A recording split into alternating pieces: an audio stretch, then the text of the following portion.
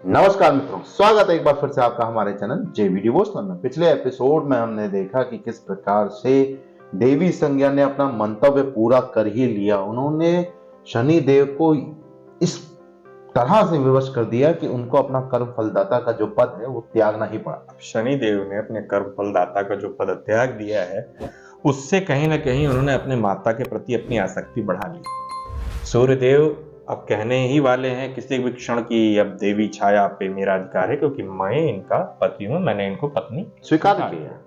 ये प्रकरण किस तरीके से बीतेगा, किस तरीके से महादेव अपना क्रोध दिखाएंगे शनिदेव पे, दिखाते भी हैं या नहीं, किस प्रकार से शनिदेव वापस लेंगे, ये सब कुछ जानने के लिए हमें चलना पड़ेगा एपिसोड में। तो बिना विलंब शुरू करते हैं एपिसोड 136 पार्ट 2। सूर्य का यही एटीट्यूड तो अच्छा लगता है। आया जो हुआ उसके लिए मैं लज्जित हूं, परंतु तुम्हारा अधिकार है। तुम जहां रहना चाहो रहो, तुम्हारा चयन स्वीकार है।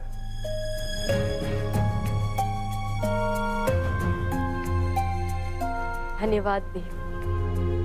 अब तक मैं केवल एक मौन शिला थी, केवल एक छाया थी जिसका कोई अस्तित्व नहीं था। इस छाया के अस्तित्व को स्वीकार करने के लिए धन्यवाद।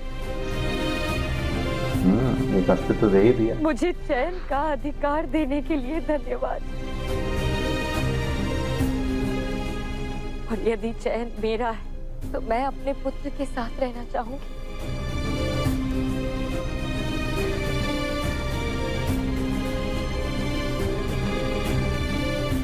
हमारे टूटे हुए जीवन के कुछ बिखरे अवशेष शेष अब भी है, उन्हें समेटकर एक नया जीवन जीना चाहूंगी।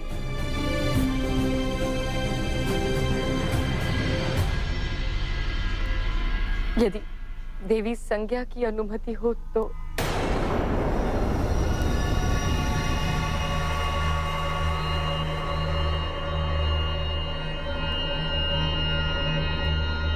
जाओ। उन्हें जो चाहिए तो मिल गया। वो पहले भी चाहती थी दोनों लोग सूर्य लोग से दूर रहे।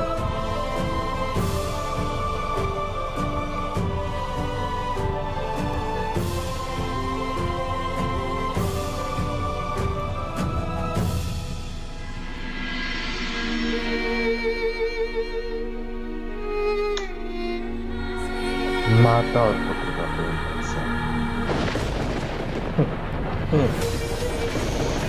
देवराज चंद्र की पार्टी दिखाएंगे।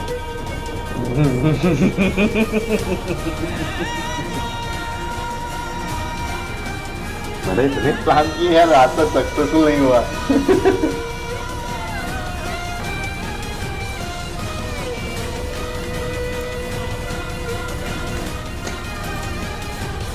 माता और पुत्र अपनी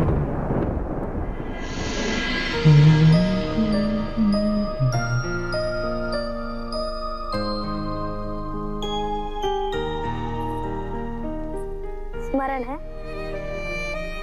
कि आप इसी झूले पर मुझे भोजन कराया करती थी।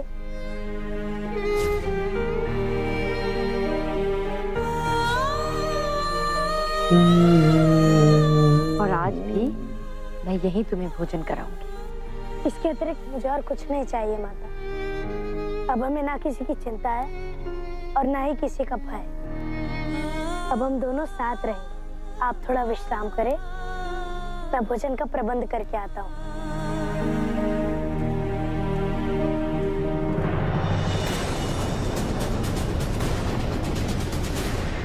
मैं आज लज्जित हूँ माता कि मैंने छाया माता की कोख से जन्म ना लेके आपके अंश से जन्म क्यों लिया। मुझे पता था देवी हमें सपोर्ट छाया माता ने कभी मुझ में ज्येष्ठ में और शनि में अंतर नहीं किया, तो फिर क्यों आप शनि से प्रेम नहीं करती? क्यों आप ये स्वीकार नहीं कर सकते कि छाया माता भी हमारी माता है? लज्जित तो मैं हूँ कि मैंने ऐसी संतान को जन्म दिया जिसकी दृष्टि में मेरा कोई महत्व नहीं। मानती हूँ कि तुम्हें शब्द सिखाने के लिए मैं यहाँ उपस्थित नहीं थी, परंतु इसका अर्थ ये नहीं कि तुम अपनी माता के निर्णय पर प्रश्न उठाओ। क्या चाहती हो तुम? क्या चाहती हो कि शनि तुम्हारी माता पर दृष्टि डाले, उसे पीड़ा पहुंचाए? सबको अपने कर्मों का फल तो भोगना ही होता है माता। और रही बात शब्द सिखाने की, तो माता का कार्य केवल शब्द सिखाना नहीं होता, बल्कि अपनी संतान को संस्कार देना भी होता है। और आज मैं आपके समक्ष खड़ी होकर इतनी न्याय की बातें कर रही हूँ, तो वो इसलिए कि मुझे संस्कार छाया माता ने सिखाए हैं। कौन रहो यमी? शनि हमारे परिवार का अंग नहीं है और बाहर वालों के लिए अपनों से विवाद नहीं किया जाता। और तू बिल्कुल तो यही समाप्त हुई। और यमी, एक संस्कार मैं आज देता हूं, बड़ा भूल करे तो छोटों को कोई अधिकार नहीं कि उनका अपमान कर सके। सदा स्मरण रखना। परंतु पिताश्री। कौन यमी?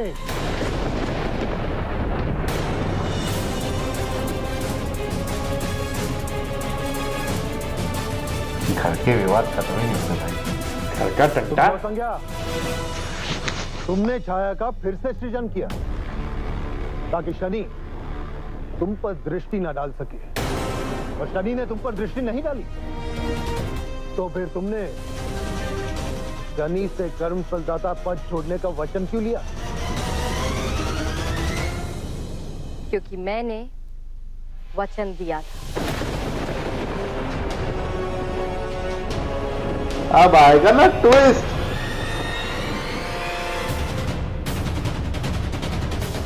को पार्टनर स्पॉन्सर्ड बाय।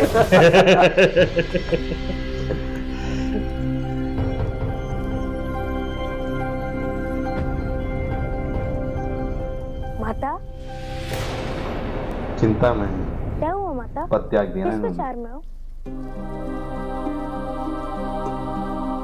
अन्यथा मत समझना पुत्र।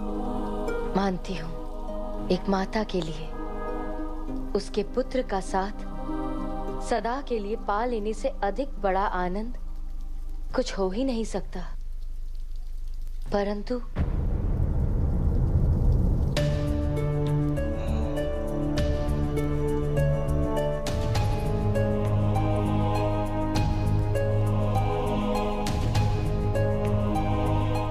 क्या माता?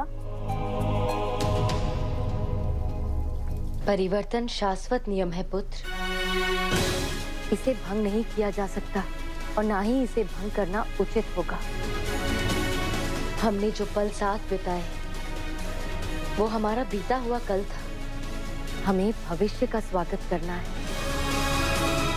जीवन बहती धारा है, यदि स्थिर हो जाए तो मैले जल की भांति किसी काम का नहीं। मानता हूँ माता कि जीवन का नाम परिवर्तन है, परंतु वो जीवन ही कैसा जो माता पुत्र के संबंध को परिवर्तित कर दे और एक पुत्र के मन से उसकी माता के लिए प्रेम और मोह को नष्ट कर दे।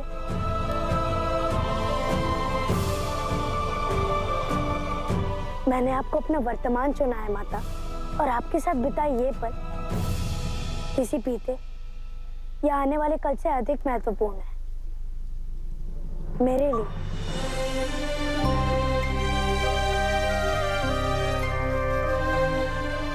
मैं भाग्यशाली हूँ पुत्र कि तुम मेरी संतान हो।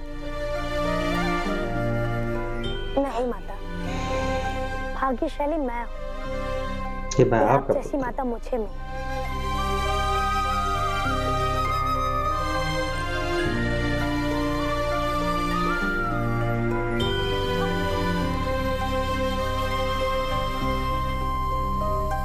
शनि यदि अपने कर्तव्य से विमुख हो गया तो संसार का कर्म संतुलन बिगड़ जाएगा महादेव। यदि कर्म फलदाता है अपने कर्म का त्याग कर देगा तो संसार में कर्म, धर्म, जीवन, ज्ञान सब भ्रष्ट हो जाएगा। इस समस्या का हल निकालना आवश्यक है महादेव। शनि को मार्ग पर लाना अति आवश्यक है। अपने अपने कर्म का फल सबको भुगतना ही होता है नारायण। फिर चाहे वो कर्म फलदाता दंडनायक कर्म फलदाता शनि स्वयं ही क्यों ना हो। शनि मार्ग से भटक गया है, इसलिए उसे मार्ग पर लाऊंगा स्वयं मैं।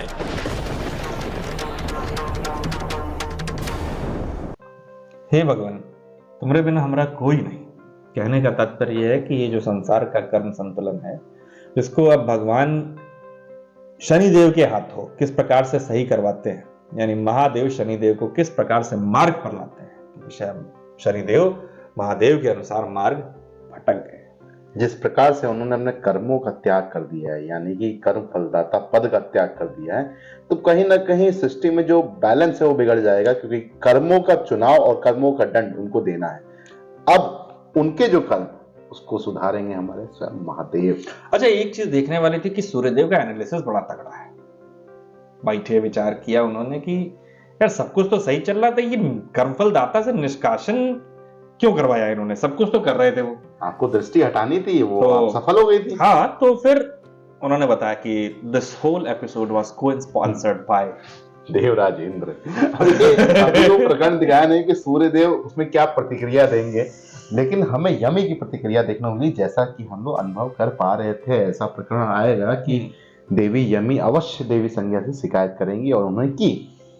अब देखना यह है कि माता और पुत्र का प्रेम कितने दिनों तक बना रहता है, और क्या ऐसी चीज आती है, किस प्रकार की ऐसी समस्या आती है जिससे शनिदेव वापस कर्मफलदाता बनेंगे।